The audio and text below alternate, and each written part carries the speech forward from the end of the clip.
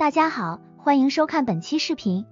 今天我们要聊的是中国神话中一位非常神秘、令人敬畏的女神西王母。提到西王母，大家可能会立刻想到《西游记》里的蟠桃会，或者是传说中掌管长生不老仙药的仙女。然而，西王母的故事远比这些丰富多彩。她不仅是道教中的一位重要神祇，更是中国古代神话中最早出现的女神之一。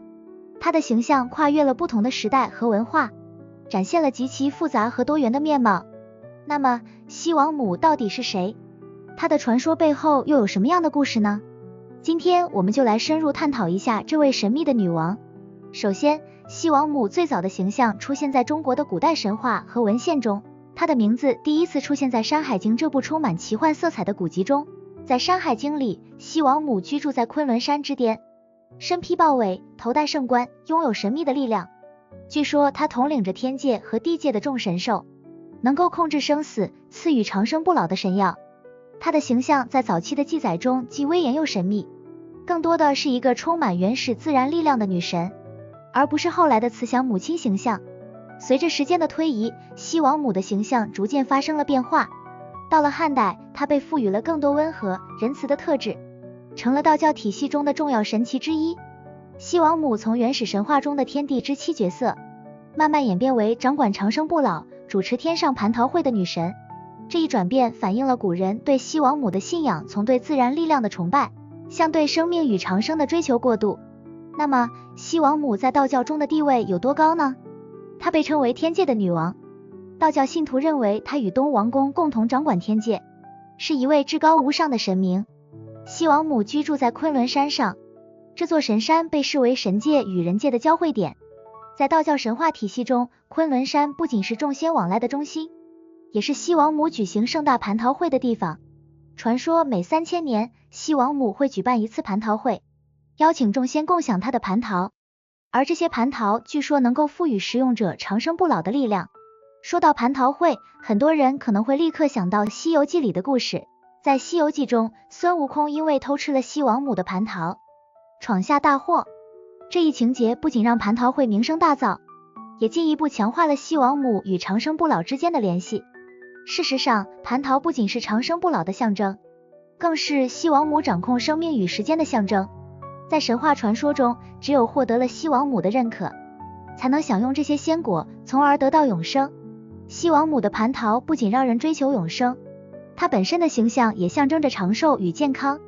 中国古代，长寿和不老是许多人渴望的理想，西王母因此成为人们祈求长寿的对象，特别是在一些道教的节日，比如农历3月初3西王母寿诞，道教徒和民间信徒会在这一天祭拜西王母，祈求长寿和福祉。这也让西王母的形象从早期的神秘力量转变为一个更亲近人间、关爱众生的母亲形象。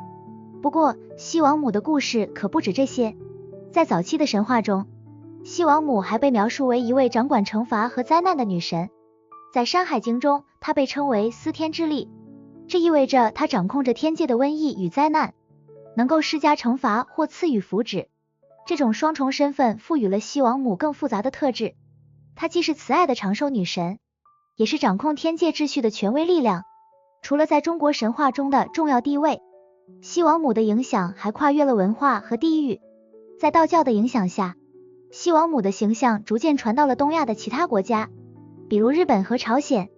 在这些地方，西王母同样被奉为长寿女神，成为了祈福和崇拜的对象。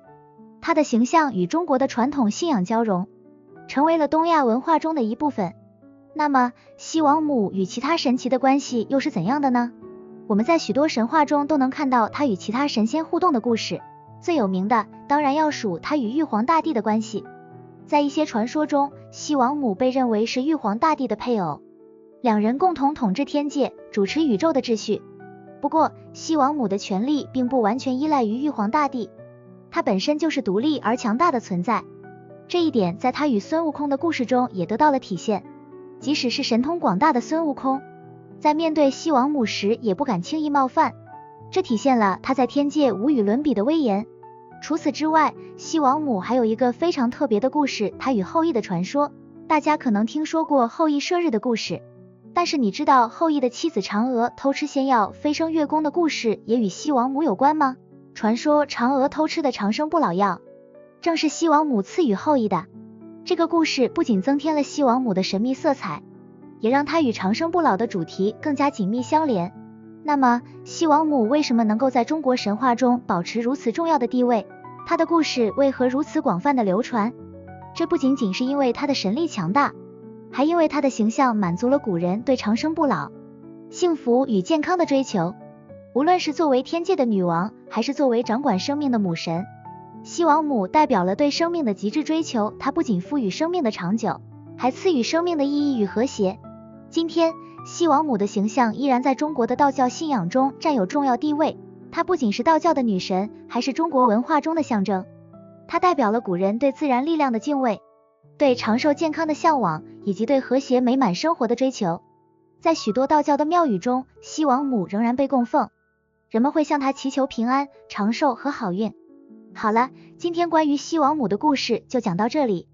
如果你对中国神话或道教文化感兴趣，别忘了点赞、订阅我们的频道，并把这期视频分享给你的朋友。感谢大家的观看，我们下期再见。